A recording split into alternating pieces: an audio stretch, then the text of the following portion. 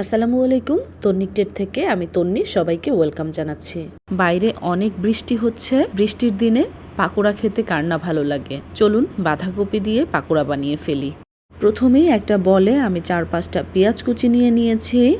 তারপরে নিয়ে নিয়েছি 8-10টা কাঁচামরিচ কুচি, স্বাদ মতো লবণ দিয়ে এখন এগুলো খুব ভালোভাবে মেখে নিব।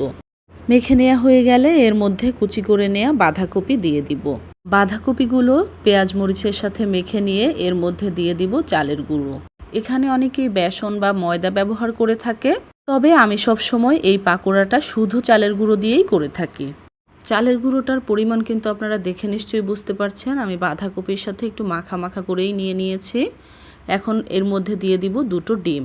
এই পাকোড়াতে আমি আর অন্য কোনো কিছু ব্যবহার করব না। অনেকেই এর মধ্যে গুঁড়ো মশলা দিয়ে থাকেন, হলুদ, মরিচ, ধনিয়া, জিরা, যে যার মতো পছন্দ করেন। তবে আমাদের বাসায় সবসময় দেখেছি এভাবেই বানায় এই পাকোড়াটা, আর আমার কাছেও এই পাকোড়াটা এভাবে খেতেই ভালো লাগে। সব কিছু মেখে নেওয়া হয়ে গেছে আর এর ঘনত্ব এমন হয়েছে। আমি কিন্তু এখানে কোনো পানি দেইনি, বাঁধাকপি দিয়েও কিছুটা পানি বেরিয়েছে, তাই এর ঘনত্বটা এমন হয়েছে। চুলায় তেল গরম করে নিয়েছি।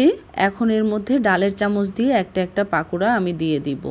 আপনারা চাইলে হাত দিয়ে ছোট বড় সাইজ করে ভেজে নিতে পারেন। এটা আসলে যার যার পছন্দের উপর নির্ভর করবে। আমার পছন্দ মতো কালার চলে এসেছে, এখন আমি তুলে নিব। এভাবে করেই সবগুলো পাকোড়া আমি ভেজে নিয়েছি।